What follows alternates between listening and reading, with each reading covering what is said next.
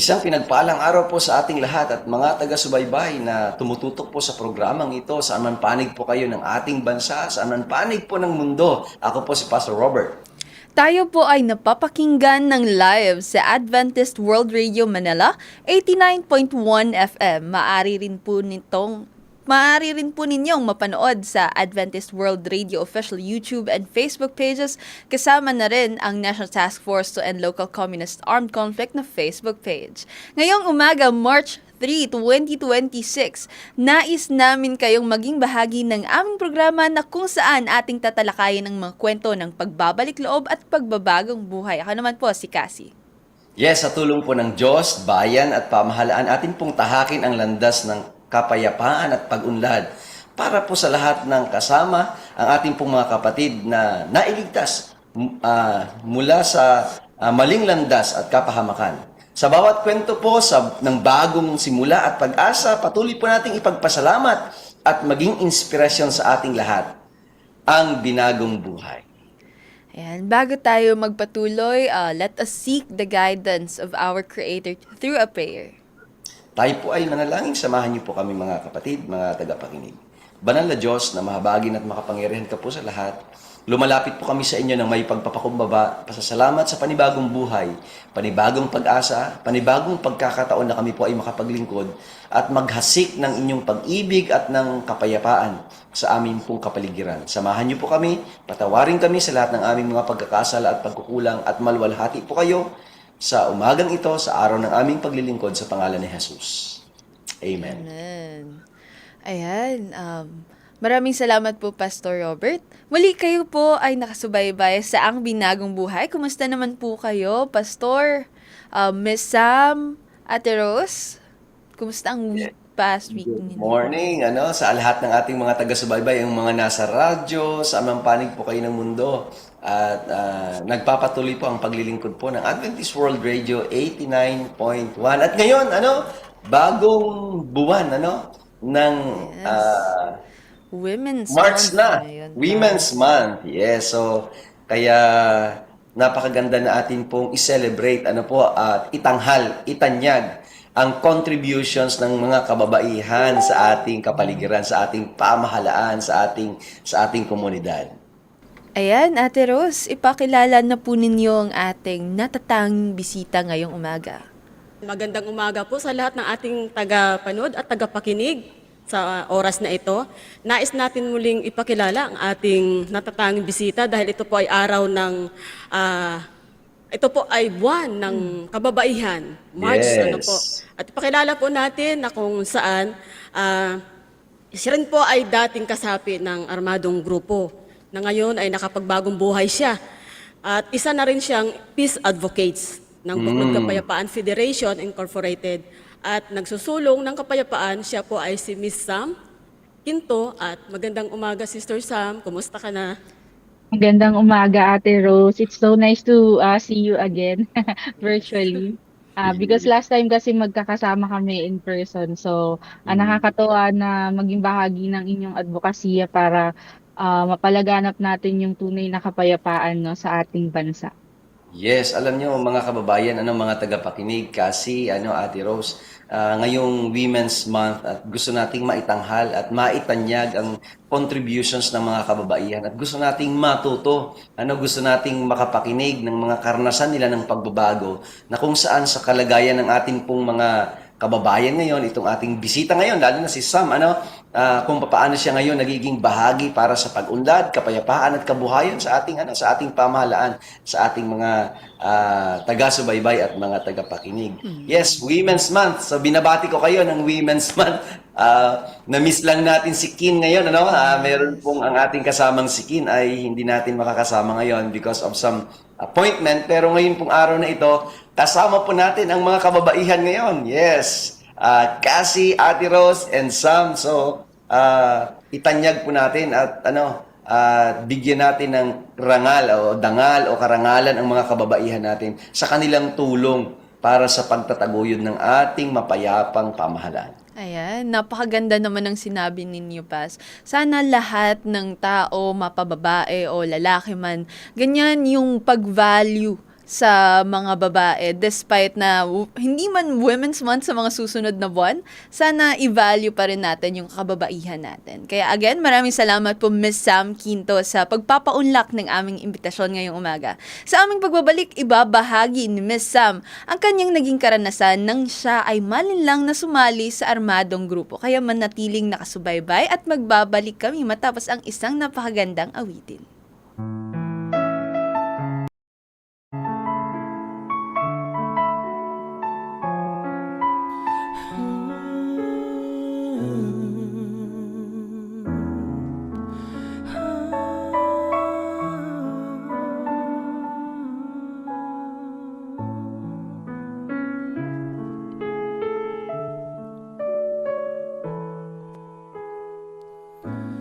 Narito ako, Panginoon,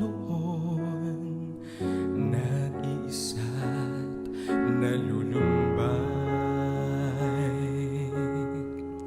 Hindi batid ang aking gagawin, ako'y gulo ang isipan. Ang bukas ay di ko alam, di rin alam ang gagawin ngayon. Ang kailangan ko'y kaagapay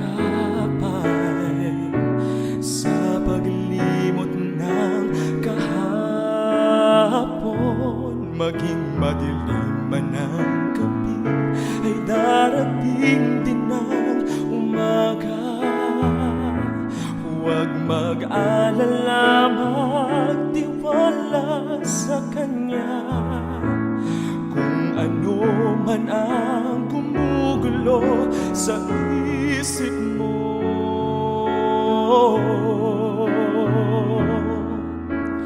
ang Diyos lang ang tanging sandigan mo.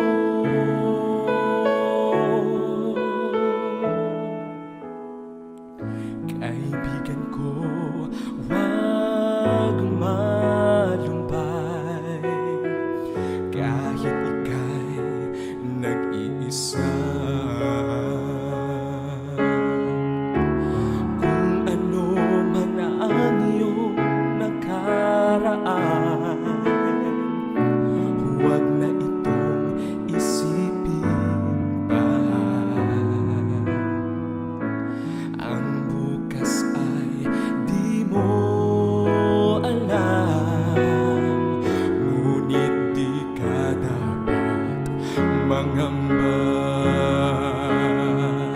Hindi Kanya pababayaan, ialay ang lahat sa Kanya.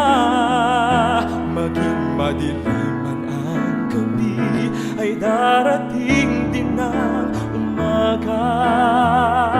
Huwag mag-alala, magtiwala sa Kanya. Kung ano man ang kumugulo sa isip mo,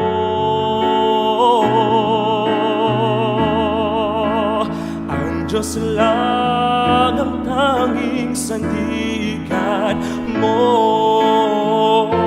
Maging madilim man ang gabi, ay darating din ang umaga.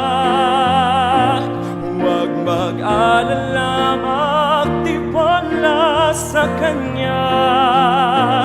Kung ano man ang gumugulo sa isip mo,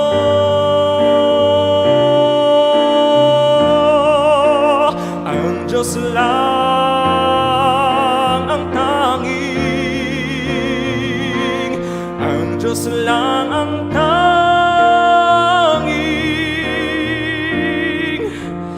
ang Diyos lang ang tanging sandigan mo.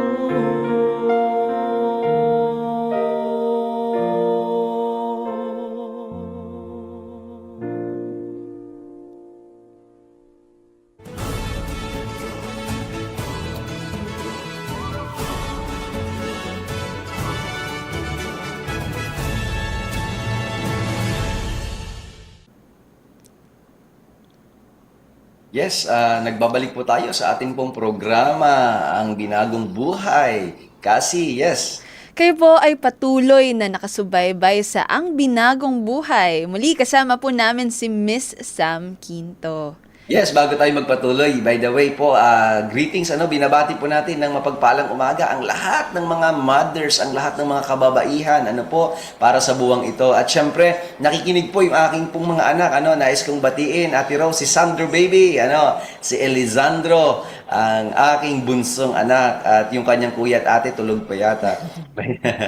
Yes, binabati ko. Siyempre, yung aking mahal na asawa na nakikinig ngayon, binabati ko siya at kayo ang number one ngayong buwan. Kasi kayo ang mga kababaihan na nagbibigay kulay at nagpapaganda ng kapaligiran. Ayan, napakaganda nun. How about you, Miss Sam? Baka may gusto po kayong batiin. Um, Binabati ko yung aking family, Quinto family dito sa Quezon City, si Mami, yung aking lola, si Mama, yung aking dalawang kapatid, si Ninang dahil Women's Month ngayon. And then binabati ko rin yung aking anak na si Heraya Moana. So pakabait ka lang diyan sa sa baba anak. Ayan. Thank you, Miss Sam. At ayan, isang pagbubugay ulit sa kababaihan na simbolo ng tapang at kaliwanagan sa ating mga tahanan. Balikan Alam mo, natin. Yes, kasi Paz. yung sinabi mong sagisag, ang mga kababaihan, sagisag, pagpupugay, sapagkat sila'y sagisag ng katatagan, sagisag din sila ng dedikasyon. Yes.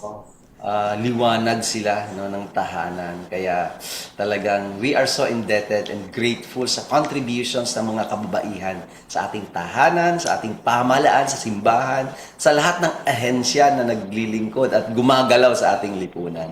Kaya saludo po kami, mga kababaihan. Okay. Thank you so much for that, Pastor.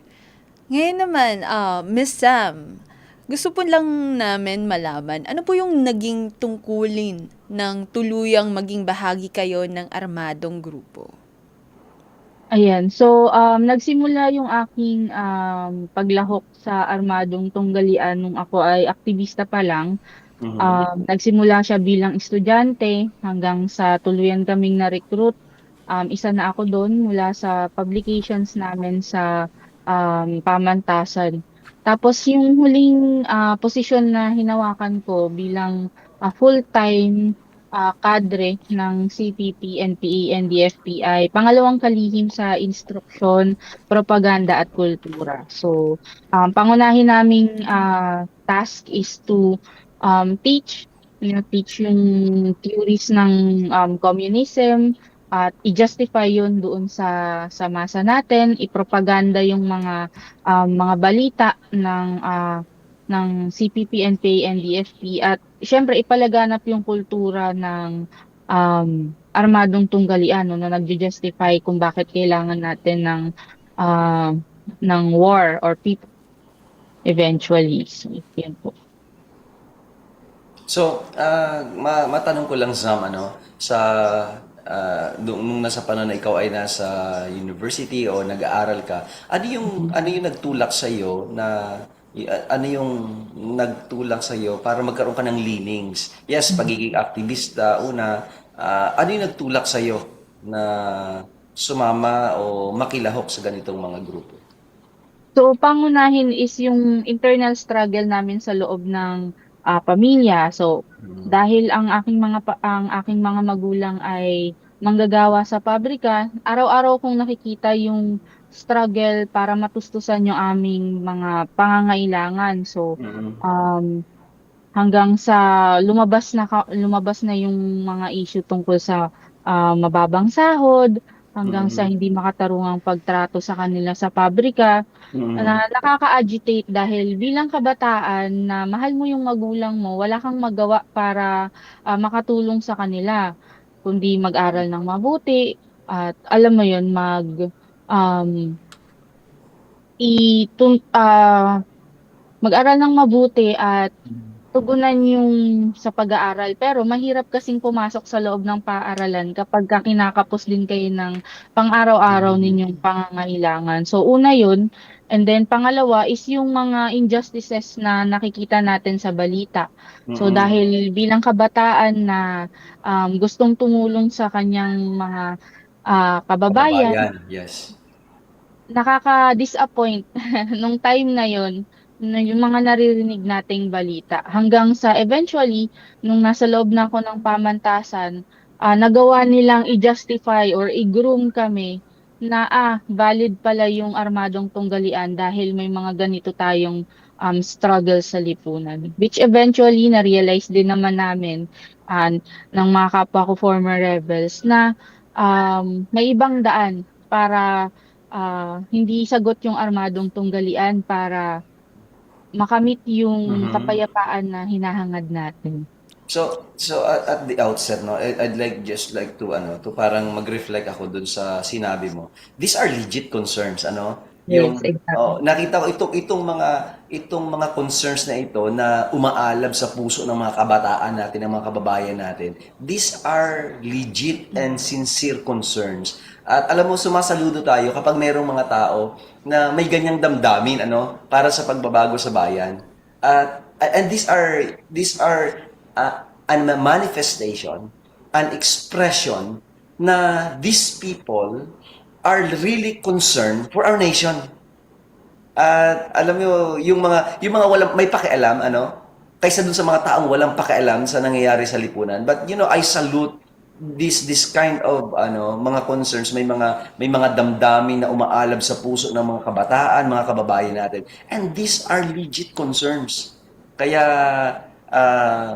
kagaya ni Zam, mga kababayan, nakaramdam siya ng ganitong concern at para ito, yung naramdaman niya na concern ay para sa ating para sa ating bayan. And these are legit, no? Hindi natin naman isinisantabi na itong mga concerns na ito ay hindi totoo. And these are true concerns. Yes, Ate Rose. Meron gustong Yes, sabihin yata si Pastor. Ate Rose. Oo. Yes. At yan po, Pastor, na kung saan naririnig natin at napapanood sa mga balita ngayon dahil maraming mga paglaban ngayon dahil maraming mga issue at mga concern na dapat na tutukan, di ba? Pero si Miss Sam galing sa usapin ng legal na pagkilos kung paano siya na-recruit. 'Di ba? At kumbaga isang bahagi ang una parlamentaryong pakikibaka, isang bahagi walang armas. Pero dahil ito ay ina-agitate, ito ay kumbaga itinutulak na para ang di umano ang armadong pakikibaka ang solusyon para sa ganong mga issue na hindi na natutugunan ng gobyerno. Gusto kong maano kay Sister Sam na gaano ba kahirap lalo't higit nung ikaw ay lumak sa armadong pakikibaka. Kumbaga sa legal na paraan ay hindi na nasusolusyonan. Solusyon ba ang armadong pakikibaka bilang ikaw ay kababaihan, hindi ka man sanay sa bundok at alam mo pag sinabing armadong pakikibaka may baril, ibig sabihin may kalaban. Ngayon, gaano ba kahirap yung naranasan mo bilang babae sa paglahok sa armadong pakikibaka? So unang-una, hindi talaga siya madali dahil yung environment na kinalakhan ko ay napakalayo sa violence, no, napakalayo sa karahasan. And especially na ako ay bilang babae in terms of like physical capacity, ibang-iba talaga siya compared sa normal na alam niyo yun, na lumaki sa kabundukan, sa kanayunan. So malaking adjustment siya. Pangalawa, struggle din yung kultura dahil may iba't ibang kultura kang pinakikitunguhan sa loob. At pangatlo, hindi hindi may kakaila yung mga pagsasamantala na nangyayari sa loob. So merong mga physical and sexual harassment, and then na-witness ko din yung mga financial opportunist na tendensiya ng mga ine-expect mo pa ng mga taong na mamumuno sana sa inyo. So, makikita mo pa rin yung inequality sa loob eh. Kaya Mhm. napaisip na rin ako na what's the purpose, 'di ba? Anong sense kung mas worse pa pala yung mga nakikita natin sa loob, especially tayo na mga kadre, um, na korupsyon, opportunism, and mga pagsasamantala na hindi naman siya nai-o-open sa lahat ng mga regular na kasapi lang ng partido at ng ng NPA. So kami yung katulad ni Ate Rose, kami yung nag-hold nung bigat na yun, nung bargain na yun, kasi kailangan namin siyang i-compartmentalize. Pero at the back of our minds, mapapatanong kayo if this is the principle of the Communist Party of the Philippines and this is their implementation sa ground, sa mga units nila, sa mass base nila, bakit parang mas malaki pa yung discrepancy versus the government na hindi nakakaabot yung serbisyo sa mamamayan? So are we really serving the mass base, or are we just, nagiging Mhm. another version of corruption lang din naman tayo? Mm. So, So yung for 3 years, almost nandun ka sa armed, struggle, armed ano. yes po. So may nakita kang mga liwanag, may nakita kang mga reflections na yung mga advokasya mo, yung mga pinaglalaban mo ay parang merong something na missing kapag nag-armed struggle. So hanggang nagdesisyon ka na kwento mo sa amin, paano ka sumuko o ah, ano yung istorya ng iyong pagbabalik loob? Ayan. Yung istorya po na aking pagbabalik loob ay nagsimula noong namatay na yung kalihim namin. Nagkaroon na ng pagkakaiba dun sa pamumuno at paano nag-adjust o hinandle ng buong unit, lalo na yung mga kabataan na katulad ko, dahil may age gap. So in terms of culture and upbringing, medyo advanced, syempre medyo techy na yung mga kabataan, iba na yung kultura. Pero dahil mas marami yung mga matatandang kader, nahihirapan silang mag-adjust na may mga contemporary issues na rin para na Mm. kinakaharap yung mga kabataan. So, nung nakakaramdam na ako ng discrimination noon, doon ako nagsimulang mag-isip na magpapahinga na muna ako. Hanggang sa eventually nung kami ay nakauwi, ako ay nakauwi, lumapit kami sa barangay captain nung bayan na tinutuluyan namin, barangay. Yung barangay captain na yun ang nagtawid sa akin sa First Scout Ranger Regiment, na Mhm. ikinatuwa nila dahil sa lahat naman ng unit na susukuan mo, bakit sa pinaka ano pa, no, sa pinaka mabangis pa, Naba kung oo, Ranger, mga nakakatakot musang. ba, bakit sa Scout Ranger pa? So Mhm. sabi nila, kami daw yung first in history na former rebels na sumurrender sa kanila. But dahil hindi sila nagpa-process ng mga benefits, itinurn over ako sa 88th Infantry Battalion at doon na naiayos yung aking mga benefits tulad ng e-clip at saka yun, yung reintegration program ng government. And then habang nagsuserve ako doon habang pina-process actually yung aking e-clip doon, nakaisip kami ni Colonel Erwin Comendador ngayon na nasa 2nd Infantry Division, hi sir, na magtayo ng isang kooperatiba na pinapatakbo ng mga former rebels dahil yun yung isang struggle eh. Hindi naman po lahat ng mga kampo ay merong halfway house, and alam naman po natin yun. And para matugunan yung pangangailangan para sa dignifying source of income, dahil syempre nakikita rin naman namin yung sakripisyo ng um, mga kasama natin sa army, yung mga katropa natin, nakaisip kami ni Sir Erwin ng dignifying source of income para sa mga FRs, which is yung Balay Cafe. So, yung Mhm. Balay Cafe, isa siyang social enterprise slash cooperative na pangunahing pinatatakbo ng mga FRs. So, humanap kami ng mga resources from the local government units, pati yung mga private investors natin, hinila natin sila, and then naging healing place yung Balay Cafe dahil Mhm. doon hindi kami FR, regular na mga tao kami na may regular interaction with normal people. So yung sense of normalcy, naibalik siya sa amin. So eventually, dahil naghili yung parang moral ng mga FRs, Mm. naging mas maayos na yung pakikitungo, and then eventually, mas nakita kami bilang tao at hindi lang bilang mga former rebels. So, yun yung isang kwento, very highlight ng aking pag-surrender. Tapos, nung ako ay nakauwi na,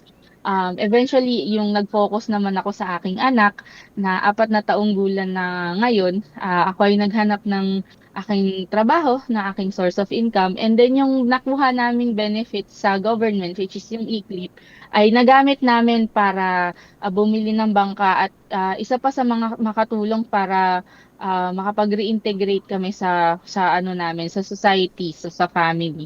Ngayon naman ako ay aktibong bahagi ng Buklod Kapayapaan at ng bagong FR organization na nakatutok dito sa NCR, which is yung Payapa NCR. So Alam mo yun po. ba, alam mo ba, Sam, na si Ate Rose, kagaya rin ng istorya mo, ay meron kaming merong itinayo yan na kilusan, no? Nung sila'y sumurrender at bumuo ng mga FR noong 2021. Ate Rose, kwento mo nga ano yung kilusan na hinihikayat mo ang lahat na sumama at sumali na kilusan?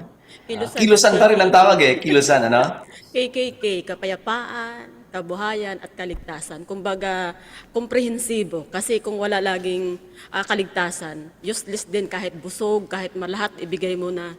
Pero kung walang takot sa Panginoon at walang pananampalataya sa Panginoon, useless din ang lahat ng yan. Dahil sa remolding, kumbaga sa reconciliation, kailangan mo talagang manampalataya at kailangan mo talagang kumilala sa ating Panginoon.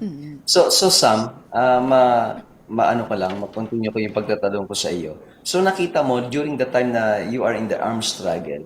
So may nakita kang liwanag na ang armed struggle ay hindi talaga totally solusyon para sa pagbabago na gusto natin sa bayan natin.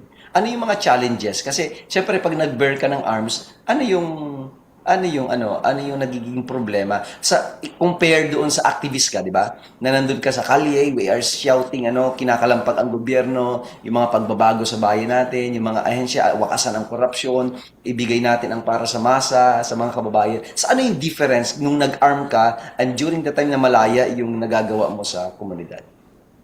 Malaki po yung difference kasi mas malapit ka na sa karahasan. Kumbaga, hawak mo na mismo yung bagay, yung baril na um, makakakitil ng buhay ng kapwa mo Pilipino. Mm-mm. And ano kumbaga, isang bala ka na lang eh. Hindi naman namimili ng tatamaan yung bala no, kapag ka ipinutok na siya o ipinutok na sa inyo. So, yun yung main difference. Yung paghawak mismo ng armas at saka yung pagiging instrumento mismo ng karahasan. So, syempre, pupunta kami sa mga masa, magbabase kami sa mga bahay, minsan malapit din sa mga kabahayan at magugulat sila na, uy, may mga dala kaming mahahabang armas na Mm-mm. syempre nakakatakot and aminin man natin sa hindi, nagiging sanhi siya ng trauma, lalo ng mga sityo na pinupuntahan o pinupupog ng mga operasyon. So, yun naman yung isang nakaka kumbaga nakakalungkot na bahagi ng digmaan 'no. Kaya nung napagod na rin kami eventually na laging gano'n yung sistema, laging may mga kasi oo, maganda yung sabihin nating may layunin kayo dun sa sitio na yun, pero 'pag iniwanan mo yung sitio na yun, sila yung nakakatanggap nung mga negatibong epekto, nung trauma, nung psychosocial trauma, nung pagkawala nung kanilang ekonomiya dahil siyempre hindi sila makapaglabas ng mga produkto nila, sila ay magiging target ng operasyon. So, hindi siya madaling bawiin. So, parang lagi kaming nagre-restart Mm. kapagka bumabalik kami sa isang area and nakakapagod ho siya. So you Ay, saw, nakita mo na yung pag nag-armas, pag walang armas, mas magiging epektibo yung paraan ng pagtulong at pag-i-initiate natin ng pagbabago sa lipunan. Ganun Exactly ba? po. No, Exactly exactly. po. So kasi Hindi kapag nag-armas ka, habulin ka ng mga militar, syempre, that's their, yun yung opo. kanilang tungkulin. Ikaw naman, puputo ka, makikipaglaban ka rin. So, nalilimitahan yung kapasidad na lalo kang maging bahagi ng pagbabago sa lipunan. Exactly po. That was very well said. Na-realize ko po na, yung liwanag sa dulo ng tunnel is Hindi mo kailangan ng armas para magpalaganap ng tunay na kapayapaan at pagbabago sa lipunan.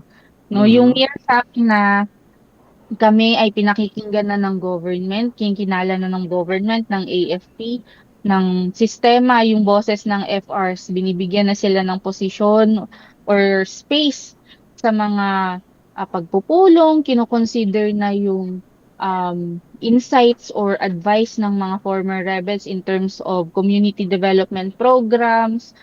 Ano na yun isang malaking pagbabago na yun na Mm. itong ginagawa ng government ay isang malaking effort din towards sustainable peace and development. So sabi nga nila, 'di ba, kung ang Partido Komunista ng Pilipinas ay nagre-rectify, bigyan din natin ng chance yung government na mag-rectify din. Pero So, alam mo, yun Tama. na yun. yeah, alam mo, Lag bago natin ibigay kay Cassie, Cassie, gusto ko lang excited ako na masundan yung istorya talaga nito ni Sam. And I was connecting, doon sa role ng ating government ngayon na i-extend sa ating mga FR. And we have to admit, this was not an overnight, change na nangyari sa ating gobyerno. Wala naman talaga programa ang gobyerno dati, di ba? And we also give commendation sa government natin, sa armed forces natin, na nakita nila yung liwanag na yung pag-abot sa ating mga FR, kung paano mai-assist, ma-facilitate, at maipagpapatuloy ang mga advokasya. So, ngayon kasi, Sige, sige pa. Siguro sabihin mo na.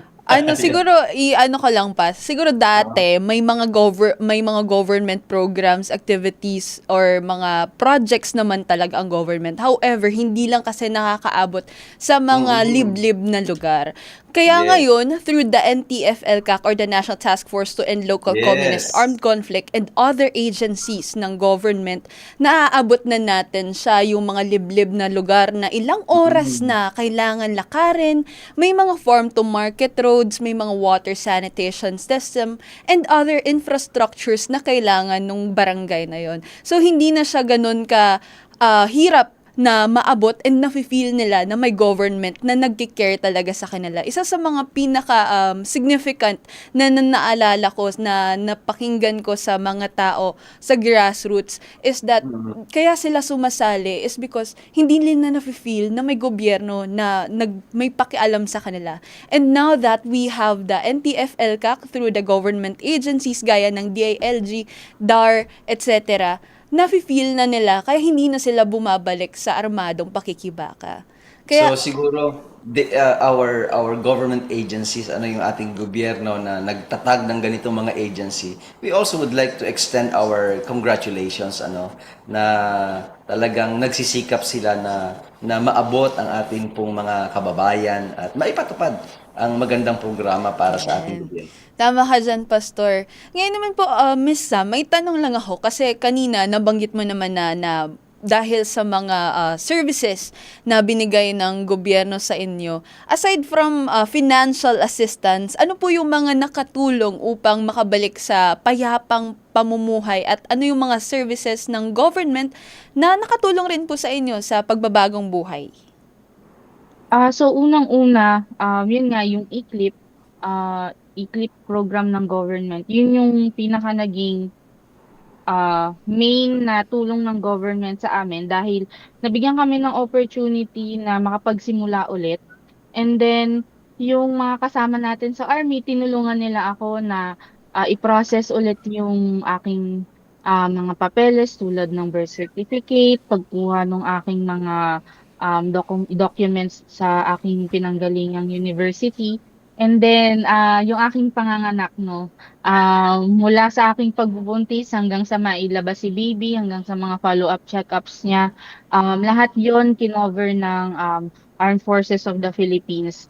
And yung mismong mga government agencies na nag-i-invite na mapakinggan yung boses ng FRs na tanungin kami mismo na ano ba talaga yung kailangan ng sitio na to? Ano ba talaga yung kailangan ng barangay na to, ng bayan na to? So, ano yung mga issues na nakita nyo noon nung nasa armadong pakikibaka pa kayo na gusto na nating tugunan ngayon? So, yung yung mere fact na makaupo kami sa mga peace and order councils, sa mga planning ng mga LGUs, makonsider yung mga FR and POs natin or people's organization sa mga priorities ng mga ahensya ng gobyerno na mabigyan ng mga pangkabuhayan at iba pang mga programa. So, yun yung mga nakatulong sa akin bilang former rebel dahil hindi lang natutugunan yung aking pangangailangan na pang-personal, kundi yung nakikita kong nag-e-effort yung government na mag-reach out dahil hindi naman perpekto ang gobyerno, no?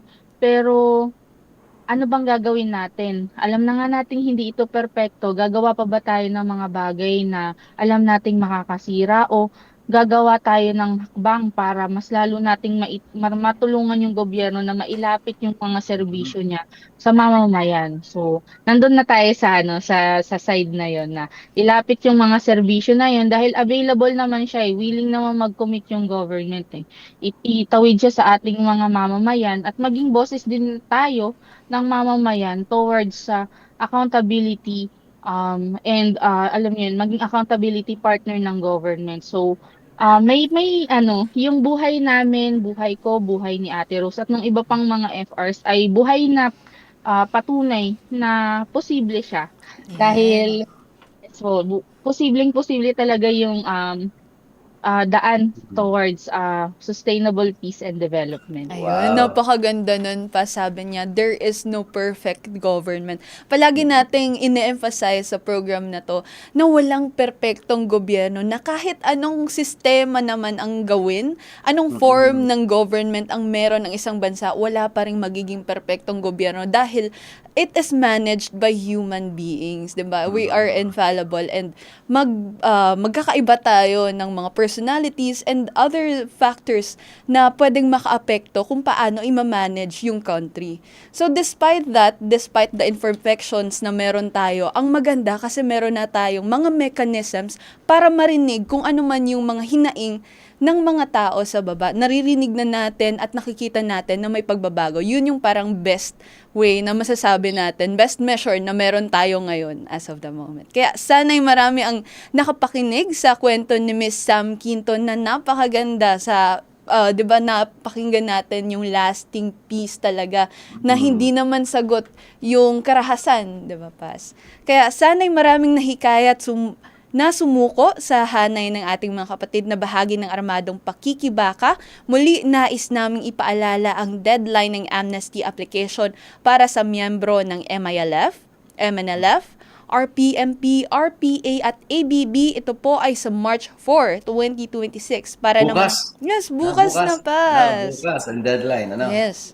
Para Hopefully, naman, magkakaroon ng extension Yan. sana kasi sana nga po, pero habang wala pa po silang ina-announce or wala pa tayong nababalitaan na extension, sana yung mga kapatid natin galing sa mga grupong ito, sana mag-file na po sila ng amnesty nila. At para naman po sa mga miyembro ng CPP, NPA, NDF, ito po ay sa March 13 na, 2026. So, napakalapit na po, Pas. Sana ay ma-encourage po natin sila na magbalik loob na po, Pas. Amen.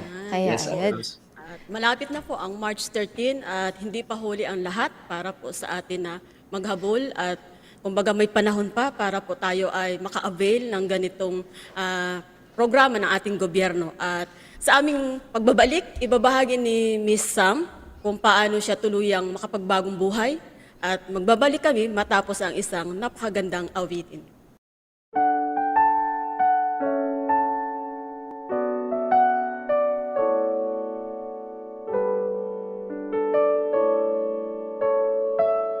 Darating ang oras, ibubuhos ng langit ang mangkok sa lupa, punong-puno ng galit. Titindi ang sugat, pupula ang dagat, maging ang nasa ilog ay mamamatay lahat.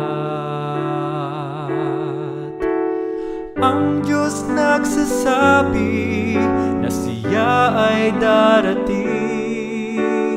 upang tayo'y kunin at sa langit makarating.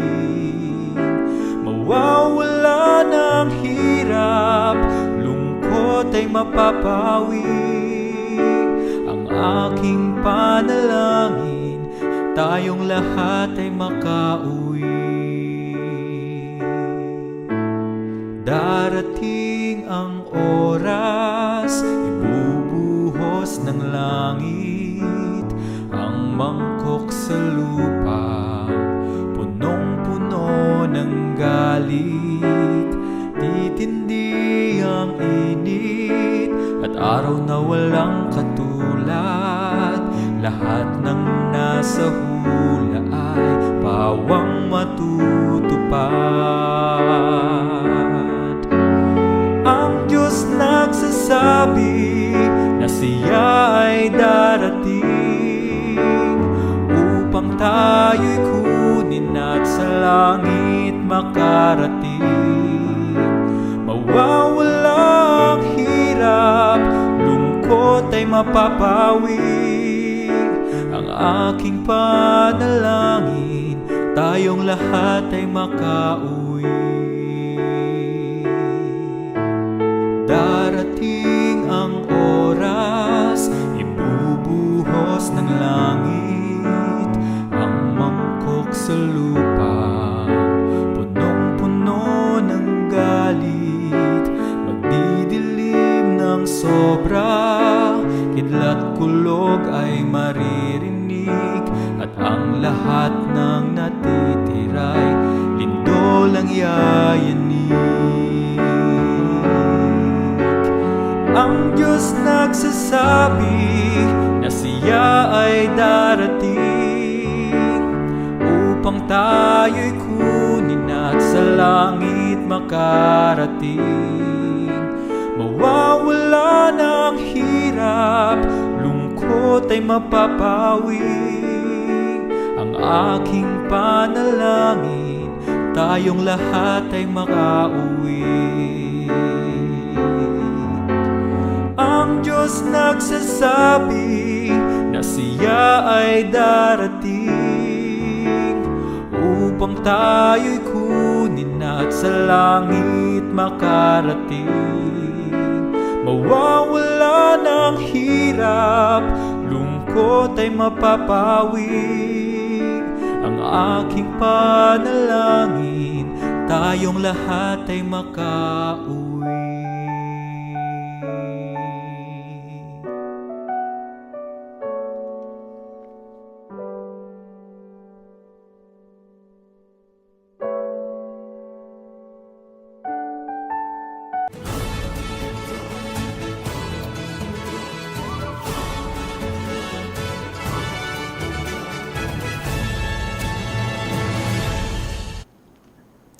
Kami po ay nagbabalik sa Ang Binagong Buhay. Kasama pa rin po namin si Miss Sam Quinto at mukhang marami sa ating mga tagapakinig ang interesado sa kwento ng buhay ni Miss Sam. Kasi napakaraming comments ngayon. Basahin ko lang po, Pas. Yes. May mga bumabati po ngayon. Si Miss Jane Rama, magandang umaga po. Sabi din po ni Miss Eliza Dulay, "Hi Papa Sandro here. God bless your ministry." Napaka-cute naman. Napakaganda. Sabi naman po ni Miss Lelani Batuon, "Good morning po." Good morning po, Miss Lelani. Sabi ni Arch Christian Roda, "Have a blessed Tuesday morning everyone on Ang Binagong Buhay and happy watching and greetings from Noveleta, Cavite." Good morning po. Noli B. Banaria, "Good morning everyone." Warren Notario, "Good morning everyone." At meron din pong sinasabi dito si Mr. Denden Natividad, basahin ko lang, "Good morning po mga kapatid. Sumasaludo po ako sa inyo dahil namulat na ang inyong mga mata. Dahil nalaman ninyo ang tunay na daan. Dahil napunta kayo sa maling daan, noong nasa infantry pa po ako ay may mga kababaihan na na-neutralize namin. Grabe ang panlulumo ko noon dahil sa mga Amazona na napatay namin sa engkwentro. Halos maiyak ako noon dahil kapwa Filipino ang nadisgrasya namin. Mabuti na lang at nalaman ninyo ang katotohanan na maling-mali ang landas na napasok ninyo. Sayang lang ang mga buhay natin na iniaalay ninyo sa maling ideolohiya na napasok. Ang huling mensahe ko ay may nakasulat sa banal na kasulatan. Ang sabi ay, ang pamahalaan ay tinatag ng Diyos at kasalanan sa Diyos ang lumalaban sa isang pamahalaan dahil pinaparusahan niya ang mga gumagawa ng masama at huwag kayong matakot sa gobyerno kung wala kayong ginagawang kasalanan at matakot kayo sa gobyerno kung may ginagawa kayong kasalanan. Lieutenant Colonel Alden Daniel Natividad mula po dito sa 5th Infantry Division, Philippine Army. Maraming salamat po. Magandang araw po, Sir Denden Natividad. Galing rin daw po siya sa Tayog Adventist Church sa Pangasinan. Ayan, maraming salamat po. Nakakalungkot yung mga ganong kwento, no? Yung Uy, nandyan pala, mayroon pala tayong kasama. pasensya na po, medyo late lang po ako, pero Oo, good morning, Queen. Ay, good morning Hello, po. Queen. Go ahead. Good morning. Samantalin mo na. Good morning, Cassie. Yung mga natitirang oras natin, parang sa iyo talaga. good morning po, Miss Sam, good morning. At nakakalungkot yung mga ganung story, no? Pilipino laban sa Pilipino. Pero in the end, nakakatuwa rin that mayroon tayong mga inspiring stories like yung kay Miss Sam Quinto na nakapagbagong buhay despite yun nga, na linlang, na nag-armas laban sa gobyerno. Pero ngayon, makikita natin kung anong pagbabagong buhay ang pinagdaanan ni Miss Sam. Yes. Yeah, so Miss Sam, ano ba pinagkakabalahan mo ngayon? We are on the last part of our episode ngayong umaga, ang binagong buhay. So i-share mo sa amin, ano ba yung mga pinagkakabalahan ni Miss Sam Quinto ngayon? So ngayon po, nagtatrabaho ako bilang virtual assistant sa gabi. Sa araw naman, ako ay part-time staff ng Buklod Kapayapaan at staff finance officer ng Payapa NCR. So yung Payapa NCR is a former rebel organization na nakatutok dito sa National Capital Region under Buklod Kapayapaan pa rin. So focus naman natin ngayon is suyurin, kayatin yung ating mga mass base natin at yung mga dati nating comrades, kadre dito sa NCR na eto na kami, yung aming mga kwento at buhay na patunay na may posibilidad talaga, may posibilidad na matango natin yung kapayapaan at kaunlaran sa pamamagitan ng pagtulong sa isa't isa, no, sa pagbitaw ng armas dahil sa totoo lang hindi natin kaya mag-wage ng war sa sitwasyon ng Pilipinas ngayon, no. Gugustuhin ba natin na labanan ang isa't isa kung yung ating sikmura ay kumakalam? So, yun po, yun yung aking pinagkakaabalahan and syempre full-time mommy din sa aking anak. Yun, 24/7. Salamat, Miss Sam. Napakaganda ng iyong mga tinuran ngayong umaga. So, Miss Sam, ano po, no? Pinagsisihan mo ba yung maaari ko bang malaman kung gaano ka nagsisi sa yung naging desisyon nung nakaraan sa pagsalim sa armadong grupo at paglaban sa pamahalaan? Nagsisi, oo. Dahil yung aking mga taon na inilaan sa sa legal at sa armadong pakikibaka ay napunta sa ganung paraan sa pag-promote o pagiging kasangkapan towards karahasan. Tapos yung aking kagalingan ay nagamit, no, nag-room talaga kami na i-justify ang digmaan, ang bakit kailangan natin ng digmaan sa loob ng bansa, no, laban sa ating gobyerno at hikayatin yung mga mamamayan na sumali doon.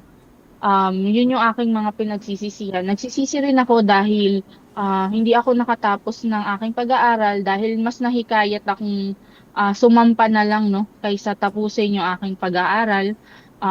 Kumbaga pinaypayan nila yung struggle ko internally sa school. Sa halip na ibalik nila ako sa aking pamilya, no, na bumalik ka muna sa iyong pamilya at ikay sumama muna sa kanila, ikay makipag-bonding muna sa kanila kung ano man yung mga problema nyo solusyonan nyo. Hindi hinikayat pa nila ako palayo. So isa yun. At yung mga yung missed years with my family, hindi ko na yun maibabalik. Pero gusto kong patunayan sa kanila ngayon, lalong-lalo na sa aking anak, na hindi solusyon ang karahasan para makuha natin yung inaasam natin na tagumpay, no? Kahit nasabihin natin may mga inequalities pa rin ngayon, valid naman ang concern ng mamamayan, no? May kahirapan pa rin. Pero makikita ng anak ko, no, para sa mga susunod na henerasyon na yung aking mama 'no, sa halip na ikahiya niya, yung aking nanay ay, nagamit, nag-groom para sa karahasan, pero naging aktibong bahagi pa rin siya ng lipunan, naging aktibong Amen. bahagi pa rin siya nung pagbabago. Amen. So, yun, nagsisisi, oo, marami rin akong natutunan, pero yung pagsisisi na yun ano yun, lesson learned. And Mhm. words Yes. of wisdom na may babahagi ko sa aking anak, sa aking pamilya, at syempre dun sa mga kababayan natin para maiwasan na nila yung ganong klaseng landas. Ayan, Opo. maraming salamat po Miss Sam sa pagpapaunlak ng aming imbitasyon ngayong umaga. Before tayo mag-end, may mensahe ka po ba sa ating mga tagapakinig, lalo na sa mga kababaihan na tulad natin na lubos yung pagmamahal sa ating bayan? Ayan, para sa aking mga kapwa babae, mabuhay kayo, mabuhay tayong lahat. Yes. Tayo ang sinasabi na ilaw ng tahanan, no? Kaya marapat lang na yung ilaw na yon gamitin natin sa tama, ano? Igabayan natin yung ating pamilya, gabayan natin yung ating mga kaibigan, yung ating mga kababayan tungo sa landas na mapayapa, no? Dahil tulad nga niyan, ang gobyerno ay hindi perpekto. Valid ang concern ng mamamayan, may kahirapan, may korupsyon pa rin.